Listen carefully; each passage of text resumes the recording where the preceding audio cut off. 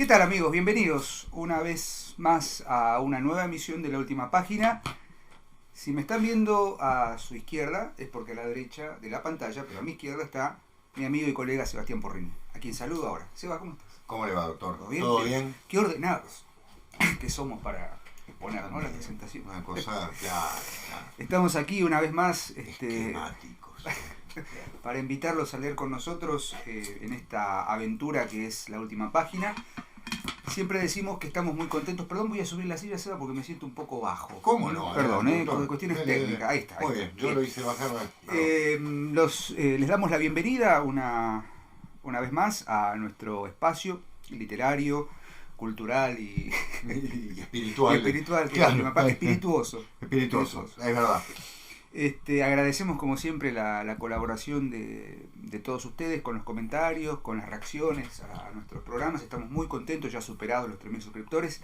Como decimos siempre, quizás a fin de año lleguemos a 5.000, lo cual será para nosotros un gran alivio y una gran alegría, porque esto empezó con una expectativa de unos 100, 150 suscriptores y ya hemos superado los 3.000. Sí.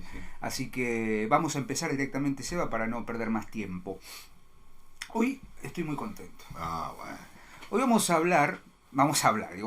charlar, vamos a leer juntos a un escritor Más citado que leído. más citado que leído, muy bien, más citado que leído, que, a ver, ¿cómo caratularlo?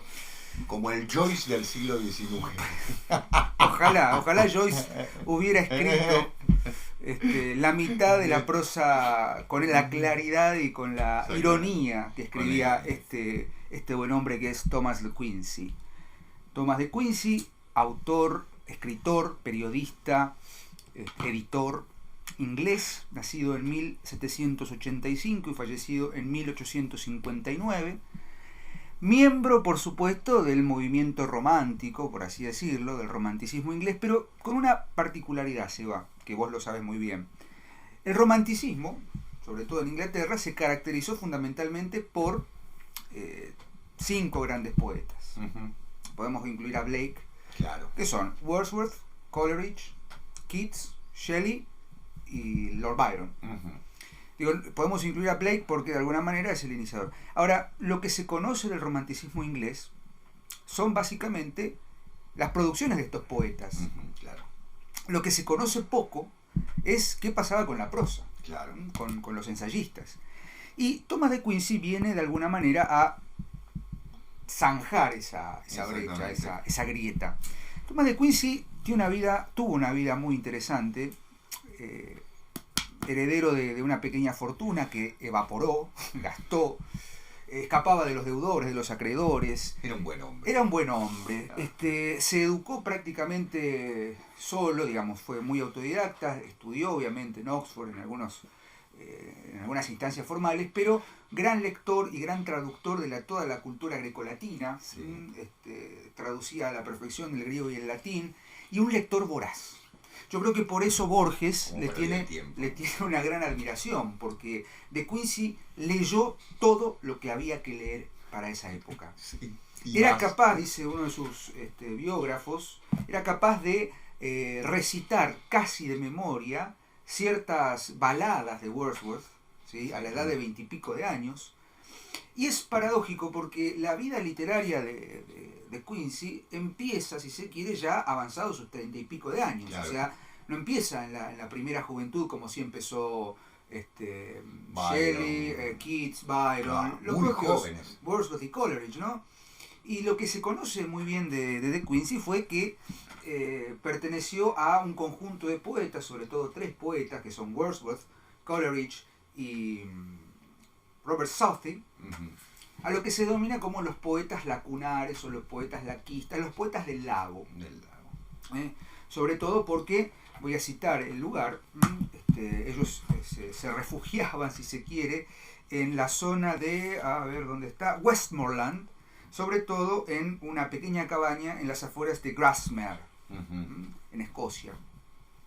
Y de Quincey, a ver, siempre que leo las biografías o las notas literarias referidas a de Quincey, nos encontramos con que, bueno, era un tipo bastante irónico, era un tipo bastante un humor increíble, suspicaz, artero, para decir lo que tenía que decir, pero hoy nos vamos a detener no tanto en sus producciones más conocidas, podríamos citar, por supuesto, de 1821, Confesiones de un opiómano inglés. En rigor es un opiófago o un comedor de opio, en inglés sería Confessions of an English Opium Eater. Era adicto al opio, al láudano, al igual que Coleridge, ¿sí? De hecho, Confesiones de un opiómano inglés es un texto autobiográfico, la primera parte de una autobiografía literaria que De Quincey escribe para revelar su lucha contra el demonio de la adicción. No es a favor, es en contra. No, por supuesto, son confesiones en el sentido agustiniano del concepto de confesiones, pero que de algún modo De Quincey quería exorcizar ese aspecto de su vida, de su juventud y de buena parte de su vida adulta. Con De Quincey nos vamos a encontrar con un autor cuya prosa es magistral. Sí. Es muy pobre mi evaluación, pero De Quincey tenía una agudeza y una, ¿cómo decirlo?, una delicadeza para exponer sus ideas, con una ironía y con una cantidad enorme de referencias, citas, lecturas confrontadas, que lo convierten en uno de los ensayistas más importantes del romanticismo, junto con, por ejemplo, William Hazlitt. William Hazlitt, quien acuñó la idea de que el romanticismo en realidad era un espíritu de la época. O sea, sabemos que el concepto de romanticismo es una categoría que viene posterior en la historia de la literatura, merced a Arnold Hauser y demás, Heuser. Entonces, ¿qué vamos a ver con De Quincey? Vamos a ver, primero y principal, a un prosista magistral, a un ensayista y a un crítico literario muy interesante. Crítico que, por supuesto, y gracias a la benevolencia de la literatura universal, no puede ser adscripto o no se puede encolumnar en ninguna escuela literaria. Gran lector de textos filosóficos, sobre todo de Kant, de los metafísicos alemanes.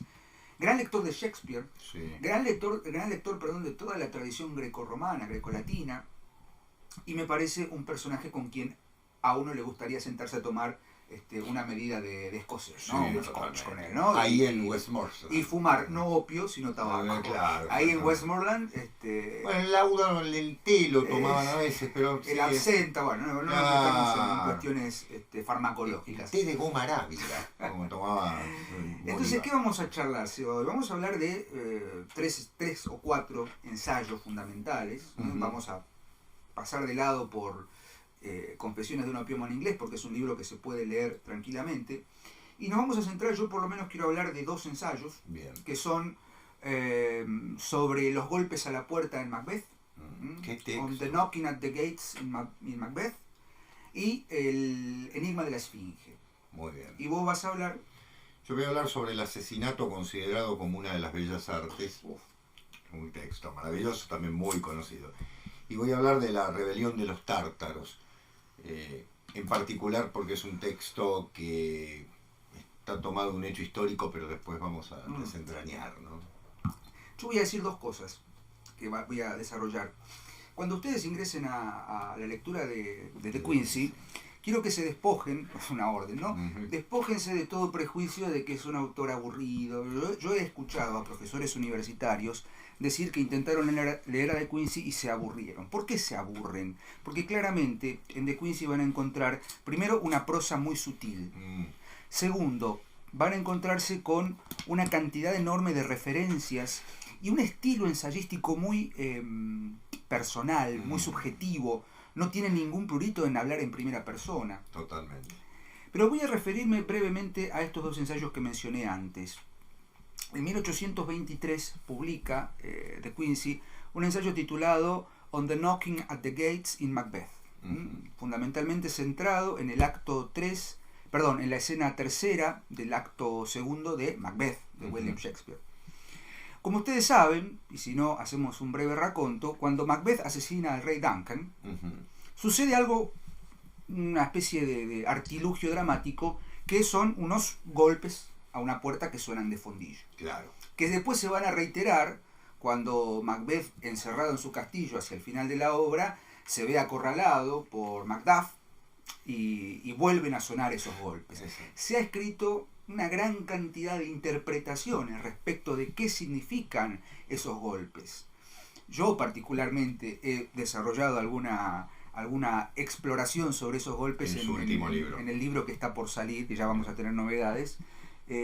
Pero De Quincey toma esta idea, ¿no? Cuando era muy niño, empieza el ensayo, o cuando era muy joven en realidad, y vi por primera vez una puesta de Macbeth, hubo un hecho que me llamó mucho la atención, que eran los golpes a la puerta, una vez asesinado Macduff. Mi primera lectura fue interpretar, fíjense lo que dice, interpretar esos golpes como algo más allá del acto escénico. Pero ahí está el error, dice De Quincey en el ensayo, y ahí hace una parte, ¿no? Como una especie de paréntesis enorme. Le dice al lector, le habla al lector en el ensayo, le digo, les recomiendo a los lectores que traten de evitar el concepto de interpretar la obra si eso se interpone a otra experimentación más profunda de la conciencia. No dejar que el ojo, ¿cómo decirlo?, negligente se quede con la primera interpretación, se quede con la percepción sensorial y nada más. No son, dice, solo golpes que marcan un ritmo escénico. ¿Cuál es la hipótesis fundamental del ensayo de Quincey? Dice él, cuando Macbeth asesina a Duncan, extingue, se acaba una forma de entender el mundo. Se rompe un mundo.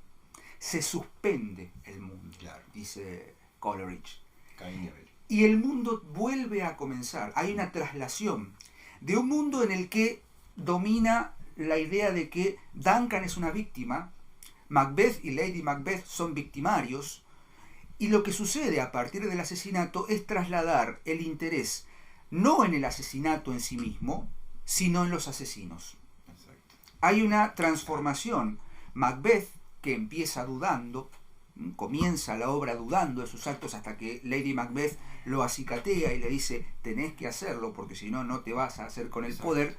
Hay claro, totalmente. Hay una transmutación. Lady Macbeth queda sin sexo. Ella se torna la figura masculina. Exacto. La figura cerebral de la pareja que dirige los actos de Macbeth. Se traviste, exactamente. Que paradójicamente en el teatro isabelino los personajes femeninos eran varones. Pero lo que dice De Quincey es esto: esos golpes lo que están marcando son el inicio del latido de un nuevo mundo. ¿No? Es tremendo lo que dice, porque en el fondo lo que está pensando no es que son solamente golpes que sirven para marcar un tono en la escena, sino que literalmente Shakespeare, como poeta, está ejerciendo un poder sobre el espectador que tiene que ir más allá del el oír los golpes o ver la sangre. Exactamente. ¿No? Dice, por ejemplo, no confiar en la comprensión primera, en la interpretación primera otorgada por el ojo negligente o el ojo desprevenido, sino más allá de eso, ir a una operación de conciencia mucho más grande. Pensar que en esa suspensión del mundo que es el asesinato, que vos vas a hablar un poco del asesinato como una de las bellas artes, otro punto de vista. El asesino traslada el mundo viejo, el orden viejo del reinado de Duncan, a un nuevo orden poblado obviamente y regido por las fuerzas del mal. Por eso también cuando vuelven a sonar los golpes al final de la obra, se reinstaura o vuelve a comenzar otro mundo. Hay dos escenas porque hay dos asesinos. Claro. Es muy interesante el título porque dice On the Knocking at the Gates, sobre el golpeo a las puertas o ante las puertas en Macbeth. En inglés el título tiene una coma. Es decir, On the Knocking on the Gates, coma, in Macbeth. Con lo cual podemos deducir que es en la tragedia de Macbeth o en Macbeth como ser humano. Claro. Que en rigor, el juego que hace Shakespeare, esto ya es los dos Macbeth, factoría personal, hay dos Macbeth. Claro.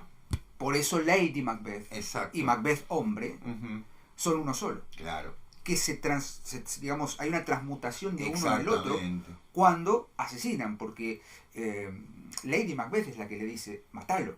Y de hecho ella es la que culmina, digamos, con la faena cuando acusa a los guardias, les pinta la cara con sangre y demás. Y finalmente cuando Macbeth dice el monólogo tan conocido de Is this a dagger which I see before me? Es una daga la que veo ante mis ojos, una daga imaginaria. Hay una transformación, hay una dislocación del mundo. Y Lady Macbeth más adelante quiere limpiarse una mancha que no existe. O sea, la daga imaginaria ha llevado a una sangre imaginaria. Exactamente. Esa concatenación de elementos simbólicos están representados en ese golpear a la puerta. En segunda instancia, el ensayo titulado El enigma de la esfinge. Coleridge. De Quincey hace un desarrollo minucioso sobre el concepto del enigma de la esfinge en Edipo. ¿Cuál es su hipótesis? Fíjense la lectura cruzada que hace. Claro. La respuesta real que Edipo le da a la esfinge no es solamente el hombre, soy yo. Ego. Exacto. La respuesta soy yo, que soy hombre. Y De Quincey hace este análisis. Edipo fue quien, siendo niño, caminó en 4 patas, ayudado por sus manos. Siendo un hombre adulto, venció a Layo en 2 patas, como animal, y en su vejez tuvo que ayudarse por un bastón por 2 razones: por la ceguera, pero también porque era rengo. Claro. ¿No? Edipo, o dipus, en griego significa el de los pies hinchados, el que anda mal, claro, ¿no? El que anda torcido, el rengo. Entonces De Quincey es un lector finísimo, agudísimo en ese sentido. Lean los ensayos de De Quincey con esta idea y entreténganse con una prosa divertidísima, con una cantidad de ironías. Estoy dejando por fuera el De Quincey puntilloso. Hay un ensayo que le dedica a Samuel Taylor Coleridge, en el que hace una lista de los plagios que él encontró en Coleridge. Coleridge lo respetó, o sea, lo masticaba pero no lo tragaba, digamos. Claro. Y de Quincey dice en un momento, bueno, tuvo la pertinencia de no valerse de los signos, del signo tipográfico de las comillas para indicar que era un préstamo. Claro. Quiero decir con esto, claro, exactamente, era un ladrón de guante blanco. Claro. ¿No? Bueno, hablando de Coleridge y hablando de humor, Diego, justamente el asesinato, considerado como una de las bellas artes, 2 veces se reúne con Coleridge. A ver, el texto que voy a analizar, el asesinato considerado, o del asesinato considerado como una de las bellas artes, es un texto complejo, porque De Quincey lo escribió la primera parte en 1827, la segunda 12 años después, en 1839, y la tercera 15 años después de la segunda, en 1854. Y en verdad, las 3 partes, uno diría, tienen una unidad, sí que la tienen, porque hay un tema fundamental, que es el tema del crimen, en un momento en el que el crimen empieza a cobrar importancia. Pensemos que la literatura criminal está surgiendo en ese momento, está surgiendo sobre todo en América, por la obra del gran, de San Edgar Allan Poe, ¿no? Claro, que debería haber sido Sir. Exactamente. Desde el siguiente modo, ¿qué hace Thomas de Quincey? Si usted me permite, ¿cuál es la tesis? Bueno, él crea una sociedad, ¿no es cierto?, imaginaria, en la que se reúnen a estudiar el crimen como una bella arte. Está bien, todo eso está perfecto.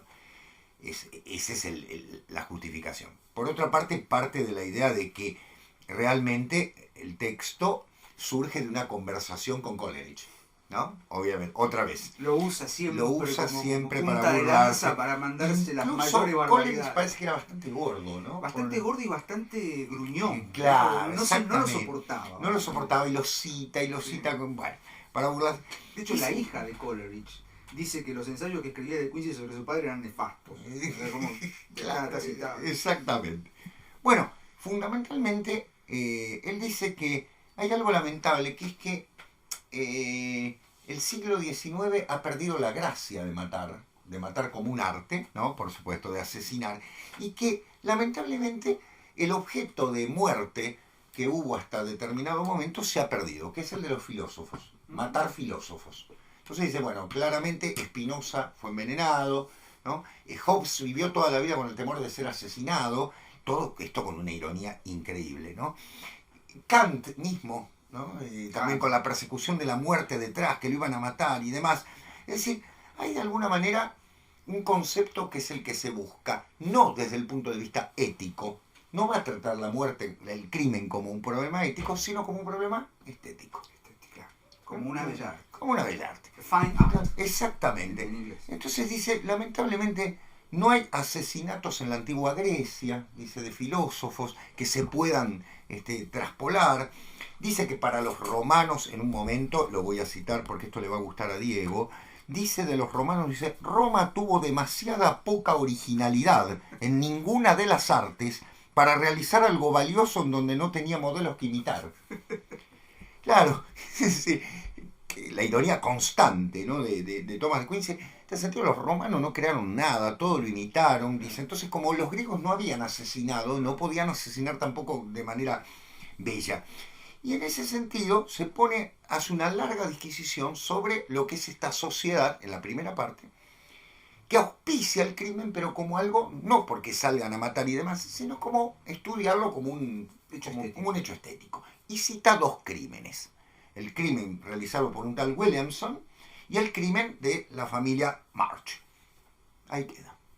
12 años después, la segunda parte, vuelve a escribir porque, claro, tuvo mucha repercusión y muchos le dijeron, esto es un alegato en favor del crimen. Entonces él dice que, como se lo ve como un promotor del crimen al personaje, él empieza a contar una serie de historias en relación con los asesinos, de donde viene el término, ¿no? Los assassins, ¿no? Los árabes. Un tal doctor von Hammer, que en alemán Hammer es martillo, ¿no? Por lo tanto, claro, el que asesina con un martillo. La historia de sapo en el agujero, que en inglés evidentemente tiene un valor muy, muy particular, que son de alguna manera conocidos de él, o incluso su sirviente y demás, que sirven como anécdotas para ver cómo se asesinaría una persona. Fin de la segunda parte. Tercera, el post-scriptum, escrito en 1854. ¿Quién reaparece? Coleridge. Bien. Coleridge, que le refiere que antes... Claro. Perdón, pero a ver, ustedes dirán, es muy divertido ver la literatura seria, por así decirlo, con estas cuestiones. Totalmente, ¿no? con estas cosas bien propio de los ingleses. Muy ¿no? propio de los ingleses, ¿no? Aparte se encuentran a tomar algo. Están tomando una cerveza. Sí, adobado de cerveza, como diría en los encuentros entre C.S. Lewis y Tolkien, ¿no? Exactamente, estos tipos estaban tomando algo. ¿Y de qué hablan? De los crímenes que ocurrieron entre 1811 y 1812, supuestamente, porque la verdad es que no se pueden comprobar desde el punto de vista del lector, en Inglaterra, en relación con los crímenes de Williamson, que es un criminal sangriento, espantoso, mata familias enteras, chicos, todo, roba y no lo pueden atrapar hasta el segundo crimen, ¿no? Después se va a derivar en su captura, digamos así. Pero Coleridge le dice algo maravilloso, dice, que yo te voy a poner la pose que se lo dijo, ¿no? Dice, yo esto lo observo como filósofo. Es decir, claro. Y de Quincy, obviamente, otra vez palos a Coleridge, diciendo, bueno, de alguna manera él lo observa como un filósofo, nosotros como qué, como estetas. Claro, exactamente. Bien, la última parte es un enorme relato policial. Es la parte más extensa. El texto tiene 70 páginas, de todo el texto, las tres partes. La última parte, que es la más extensa, que deben ser unas 40 de todo el texto, es un largo relato sobre los crímenes de Williamson y los crímenes de March, ¿no? Que son los dos grandes, digamos, asesinos que va a tomar. Me hicieron un enorme sonido en el momento que lo leí, y hace poco lo releí para refrescarlo, con los relatos de Edgar Allan Poe. Totalmente. Y son contemporáneos. Sí.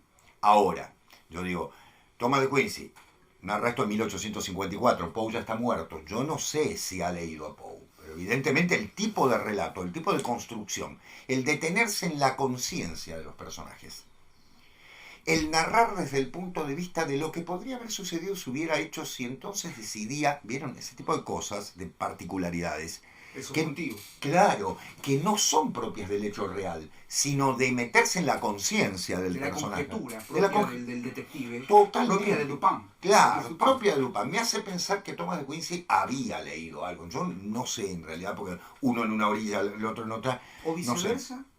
Lo que pasa es que es posterior, claro, digo, razón, el texto de Quincy. Sin duda, es muy probable que el primer texto, el de 1827, sí haya sido leído por Poe. Pero sí. Pero el último, que es un relato de los crímenes, me hizo acordar muchísimo a los crímenes de la Rue Morgue, ¿no? Al misterio de Marie Roget. Esos crímenes, perdón Seba, ¿no? Adelante. Esos crímenes cuya resolución nunca es clara. ¿No? Porque tanto en Marie Roget como en la Rue de Meaux, que son nombres franceses, por ejemplo, exactamente. Dupin, qué sé yo. Exactamente. La resolución del narrador se las guarda para sí. Exactamente. ¿No? Para no... inclusive en la carta robada que funda el género policial. Sí. Entonces yo no voy a contar el final para no dañar a ciertos funcionarios. Exactamente. Un gran pretexto. Un gran pretexto para mostrar el arte del asesinato. Claro. Yo creo que está muy bien lo que estás diciendo, Diego, porque evidentemente Poe, si no lo leyó, información tuvo que haber tenido. Igualmente Poe era un lector finísimo, un gran lector. Debe haber leído el texto de Thomas de Quincey. Lo que ocurre es que Poe, en vez de teorizar sobre, lo lleva adelante. Ahora, el último de Quincey, el del Post-Scriptum de 1854, para mí ha leído a Poe. Porque el tipo de narración, el tipo de construcción de los crímenes de Williamson y de Marsh son claramente al estilo de Poe. Por otra parte, valga decir algo más.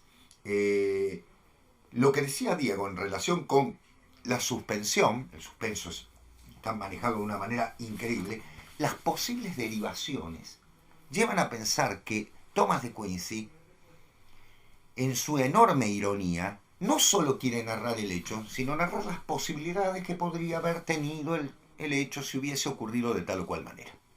¿Sí? Es como el milagro secreto. Claro, de Borges. De Borges. Otro gran lector de Quincey. De ambos. La primera vez que yo leía de Quincey, en realidad no lo leí, sino que leí Borges. Claro. Borges hablando Tiene de un Quincey, ensayo sobre de Quincey.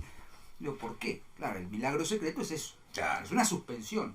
Una suspensión que dice de Quincey, una suspensión de las pasiones terrenales. Totalmente. ¿No? Se suspende. Claro. Profundamente el suspenso que está creando, ese es otro tema, y avalo lo que decía Diego. Sin duda debe haber lectores que les parecerá un tanto denso, un tanto, digamos así, incomestible en cierto modo. Pero pasa lo siguiente, esa es la sutileza de Quincey. Es decir, detenerse, volver a pensar, volver a narrar, volver a reflexionar. Si hubiese ocurrido esto, habría ocurrido tal cosa, pero se quedó pensando. Uno dice, bueno, por favor, ¿cuándo lo va a matar? Pero en medio están todas las posibilidades, que es el racionalismo de Dupin. Totalmente. Está uniendo todas esas cosas. Un texto maravilloso, el asesinato considerado como una de las bellas artes. Son 70 páginas. Aquí el libro verán que es más grande porque hay otro texto, que es el coche de correo inglés, del cual hoy no voy a hablar, que también es un texto precioso. Escrito con una finísima ironía, que parte, ya les digo, de la ironía hacia el mismo Coleridge, hacia la filosofía. Sí. La primera parte es para reírse, porque realmente, dice, por ejemplo, de Hobbes dice, qué lástima, ¿no? Que no lo pudieron matar, porque lo perseguían. Bueno, en fin. El segundo texto del que quiero hablar es un texto brevísimo. Yo tengo una edición muy pobre, muy económica, que salió en un diario en la República Argentina. Cuando eran buenos. Claro. Diario, eran buenas las ediciones de los diarios. Sí, con papel de diario, pero cuando sacaban a los clásicos, ¿no? En algún sentido, que es La rebelión de los tártaros. Solo puedo decir 4 o 5 cosas de esto. El texto fue publicado en el Blackwood's Magazine en 1837 y hace referencia a un hecho histórico que ocurrió en 1771, es decir, 66 años atrás. El hecho es el siguiente, cuenta el episodio histórico por el cual un grupo de tártaros calmucos, guiados por el Khan, huyen de la Rusia zarista de Catalina la Grande para refugiarse en la China imperial del emperador Qianlong. Pero ahora viene el problema. ¿Cuántos? 300.000. O sea, todo un pueblo se movilizó, ¿no? Me refiero a todos los tártaros calmucos se fueron porque el Khan lo decidía. El problema es el siguiente. ¿Había problemas en Rusia? No. No se sabe por qué el Khan decide llevárselo. Lo que sí se sabe es que los zaristas los empiezan a perseguir. Pero aquí quiero tomar en cuenta algo fundamental. ¿Qué tuvo en cuenta Thomas de Quincey? Es un hecho histórico. Ningún dato histórico. Ahí está. Eso es de Quincey. Eso es de Quincey. Inventó todo el texto. Todo. El texto es un gran texto de ficción que él pasó por un texto histórico. Totalmente. Bueno, Borges, ¿no? Es decir, la mezcla de los géneros. Esto es un texto histórico, está hablando de un hecho histórico. Sí, uno lo busca y es verdad que bajo el reinado de Catalina la Grande, los tártaros calmucos huyeron del Imperio ruso para refugiarse en las murallas del Imperio chino. Pero realmente todo el relato es inventado. Lo que ocurre, la batalla, todo, está totalmente inventado por un genio. Sí, un genio. Un genio. Yo creo que Es un genio. nosotros hemos hablado de Wilcock. ¿Te acordás? Sí, El programa sí, de Wilcock, que exactamente. pocas vistas, vean el de Wilcock, por favor, porque le pusimos mucho empeño a ese programa. Sí, aparte es un gran escritor. Uno de los artículos sobre Wilcock lo titula como la rara avis, ¿no? Sí. Una ave exótica. Exactamente. Cabe la misma adjetivación para De Quincey. De Quincy. Totalmente. Un escritor absolutamente original, Muy novedoso. Exacto. Insisto, yo voy a insistir con esto, quienes puedan leer inglés, por ahí es un poco elitista, pero hay buenas traducciones, pero si lo pueden leer en inglés, se van a encontrar con una prosa exquisita, con una forma de construir el relato, una forma de escribir el ensayo. O sea, yo quiero el ensayo que les acabo de citar sobre los golpes a la puerta del Macbeth, son 4 páginas. Sí, 4 páginas a 4 que se leen con una soltura y con una calidad. Hay buenas traducciones en internet, yo he encontrado una traducción en internet, se consigue el texto original en inglés. Digo, Coleridge, estoy con Coleridge. Bueno, por el tema de, claro, lo usa como excusa. Digo, De Quincey es un escritor hecho, derecho y completo. Completo. O sea, hay que revitalizar el romanticismo, no solamente en sus poetas. Sí. O sea, para ver la punta de lanza, vamos a la poesía. Para ver lo que subyace en el romanticismo, vayamos a los ensayistas. Totalmente. William Hazlitt. Bueno, vos lo dijiste en otro programa, De Quincey. en relación con una amiga tuya que estaba haciendo lo de la universidad. A veces el problema es que para entender la época no es necesario leer teoría literaria, hay que leer a las personas que estaban pensando en la época, desde el punto de vista de la filosofía, desde la sociología, del momento, si ustedes quieren. Thomas de Quincey es un perfecto introductor del romanticismo. Totalmente. Se entiende perfectamente la época, con la mayor de las ironías, con estos textos que son inventados, con estos textos con un humor increíble. Y nosotros hasta aquí llegamos con nuestra lectura. Los invitamos a que vayan a De Quincey y a que el lunes que viene nos sintonicen o esperen la notificación de que estamos aquí nuevamente en una emisión de La Última Página. Seba, como siempre, un placer. El programa de hoy, un placer. Nos vemos el lunes que viene. Chao.